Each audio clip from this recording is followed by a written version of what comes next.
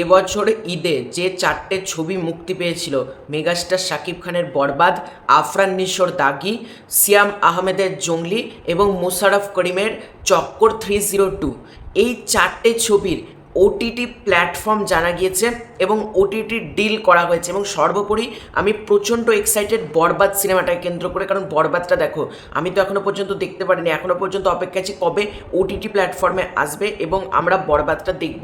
তো ফাইনালি কিন্তু আমাদের এইটা কোথাও গিয়ে দিনটা পূরণ হতে চলেছে, কারণ বরবাদও কিন্তু আসতে চলেছে এবার ওটিটিতে। তো কোন ওটিটি প্ল্যাটফর্ম? তোমরা স্ক্রিনে একটা ছবি দেখতে পাচ্ছ, এটা গতকালকে রেদওয়ান রনি অনেকটা রাত করেই পোস্ট করে। সেই পোস্টে দেখো রেদওয়ান রনির ক্যাপশনটা, 4 সিক্রেট ভল্টস, 1 ম্যাজিক কি, আনলক দ্য ফিল্ম ফান ফুর্তি।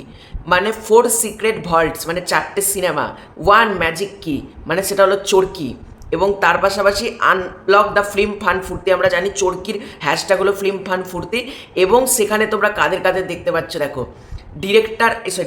প্রডিউসার আজিম হারুন, শাহরিন আক্তার সুমি, জাহিদ হাসান অভি, সারাফ আহমেদ জীবন, শাহরিয়ার শাকিল, রেদওয়ান রনি। অর্থাৎ আমরা দাগির প্রডিউসার, চক্করের প্রডিউসার, জঙ্গলির প্রডিউসার এবং তার পাশাপাশি আমরা বরবাদের প্রডিউসারদের দেখতে পাচ্ছি।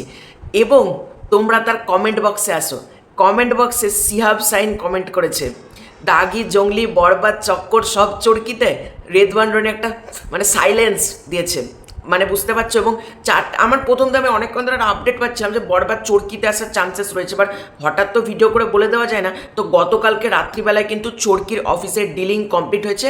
চরকি কিন্তু এই চারটে সিনেমার ওটিটি রাইটস কিনেছে, মেগাস্টার শাকিব খানের বরবাদ, দাগি তো জানোই চরকিতে আসবে, এটা কোনো ইয়ে নয়। মানে মোট 3টে সিনেমা কিনেছে বলতে পারো তোমাদের, এই যে দাগি বাদ দিলে জঙ্গলি, চক্কর, এই যে তার পাশাপাশি বরবাদ, এই চারটে ছবি কিন্তু আসছে চরকিতে। এবং সর্বোপরি আমি সবথেকে বেশি এক্সাইটেড কিন্তু বরবাদ দেখার জন্য, কারণ বরবাদটা কিন্তু এবার ফাইনালি আমরা দেখতে পাবো।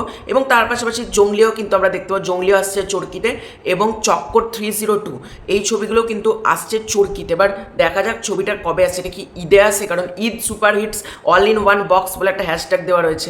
দেখা যাক এটা ঈদে আসে নাকি ঈদের পরে আসে। আমার মতে মনে হচ্ছে ঈদের পরে আসার চান্সেসই বেশি। তবে গতকালকে কিন্তু রাত্রিবেলাতে এই ডিলিংটা ফাইনাল হয়েছে, মানে একসাথে সবাই মিলে চরকির অফিসে এই ডিলটা চরকি কিনেছে। চারটে সিনেমা প্রচণ্ড ভালো, এবং চরকিকে জানাবো থ্যাংক ইউ সো মাচ আমাদেরকে এরকমভাবে সুযোগ করে দেওয়ার জন্য চারটে ছবির।